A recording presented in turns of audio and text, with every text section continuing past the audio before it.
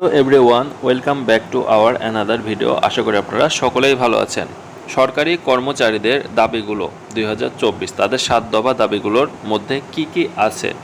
হ্যাঁ ভিউয়ার্স, আজকে এই বিষয়ে আলোচনা করব। নবম জাতীয় পে স্কেলের জন্য সরকারি কর্মচারীরা যারা দাবিগুলো রেখেছে, কি কি দাবি আছে সেই বিষয়ে আলোচনা হবে। তো চলুন ভিডিওটি শুরু করা যাক।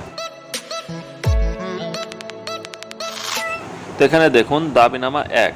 এখানে রয়েছে বৈষম্যহীন নবম পে স্কেল বাস্তবায়নের লক্ষ্যে পে কমিশন গঠন করতে হবে। পে স্কেল বাস্তবায়নের পূর্ব পর্যন্ত অন্তর্বর্তীকালীন সময়ের জন্য 50% মহার্ঘ ভাতা প্রদান করতে হবে। ইতিমধ্যে যাদের মূল বেতন শেষ ধাপে উন্নীত হয়েছে তাদের বার্ষিক বেতন বৃদ্ধি নিয়মিত করতে হবে। বেতন স্কেলের বৈষম্য নিরসনের জন্য 10 ধাপে বেতন স্কেল নির্ধারণ সহ পে কমিশনে কর্মচারী প্রতিনিধি রাখতে হবে। এরপরে দাবিনামা 2। সচিবালয়ের 1995 সালে জারিকৃত প্রজ্ঞাপন অনুযায়ী সকল অধিদপ্তর, পরিদপ্তর ও স্বায়ত্তশাসিত প্রতিষ্ঠানের প্রধান সহকারী, উচ্চমান সহকারী ও হিসাবরক্ষক এবং ষাটলিপিকার সহ সমপদগুলির পদবি ও গ্রেড পরিবর্তন করে যথাক্রমে প্রশাসনিক কর্মকর্তা অথবা ব্যক্তিগত কর্মকর্তার নামকরণ সহ 10ম গ্রেডে উন্নীতকরণ করতে হবে এবং এক ও অভিন্ন নিয়োগ বিধি প্রণয়ন করতে হবে।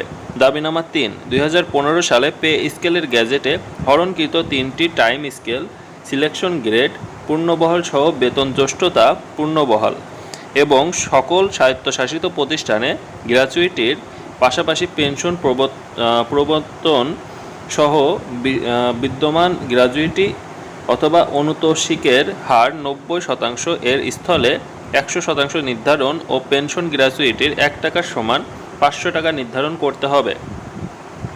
এরপরে দাবিনামা 3।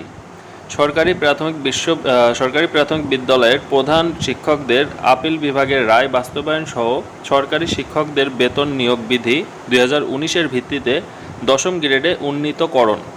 আউটসোর্সিং পদ্ধতি বাতিলপূর্বক উক্ত পদ্ধতিতে নিয়োগকৃত ও উন্নয়ন খাতের কর্মচারীদের রাজস্ব খাতে স্থানান্তর করতে হবে। দাবিনামা 5। ব্লক পোস্টে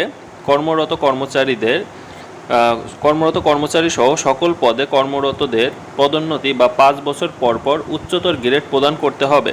অধ্যস্তন আদালতের কর্মচারীদের বিচার বিভাগীয় কর্মচারী হিসেবে গণ্য করতে হবে। এছাড়া টেকনিক্যাল কাজে নিয়োজিত কর্মচারীদের টেকনিক্যাল পদমর্যাদা দিতে হবে। এরপরে দাবিনামা 6। বাজার মূল্যের লাগামহীন ঊর্ধ্বগতি ও জীবনযাত্রার ব্যয় বৃদ্ধি এবং মুদ্রাস্ফীতি বৃদ্ধির বিষয় বিবেচনা করে দেয় সকল ভাতাদি পুনর্নির্ধারণ 11 থেকে 20 গ্রেডের কর্মচারীদের রেশন ব্যবস্থার প্রবর্তন করতে হবে। চাকুরিতে প্রবেশের বয়সসীমা 35 বছর ও অবসরের বয়স সীমা 62 বছর নির্ধারণ করতে হবে। দাবিনামা 7। উন্নয়ন প্রকল্প থেকে রাজস্ব খাতে স্থানান্তরিত পদের পদধারীদের প্রকল্পের চাকুরিকাল গণনা করে টাইম স্কেল এবং সিলেকশন গ্রেড প্রদান করা অবকাশ নেই মর্মে নম্বর, এখানে দেখুন যে বিবৃতি দেওয়া হয়েছে তারিখ দিয়ে 24/3/2008 খ্রিস্টাব্দে যোগে অর্থ মন্ত্রণালয় হতে জারিকৃত বৈষম্যমূলক আদেশ বাতিল করতে হবে। অর্থাৎ 24/3/2008-এ যেই অর্থ মন্ত্রণালয়ে যে জারিকৃত যেই বৈষম্যর আদেশটি ছিল সেটি বাতিল করতে হবে। তো এই ছিল মূলত 7টি দাবি সরকারি কর্মচারীদের জন্য।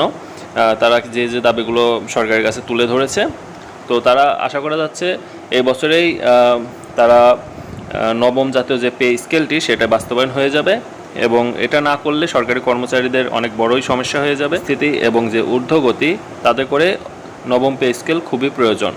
তো এই ছিল মূলত ভিডিও, যে 7টি দাবি তারা তুলে ধরেছে সরকারের কাছে। তো এই ছিল সম্পূর্ণ ভিডিওটি। তো ভিডিওটি ভালো লাগলে অবশ্যই ভিডিওতে একটি লাইক করবেন এবং যারা আমাদের চ্যানেলে নতুন দর্শক আছেন তারা অবশ্যই আমাদের চ্যানেলটি সাবস্ক্রাইব করে পাশে থাকবেন। সকলকে অসংখ্য ধন্যবাদ এতক্ষণ আমাদের সাথে থাকার জন্য।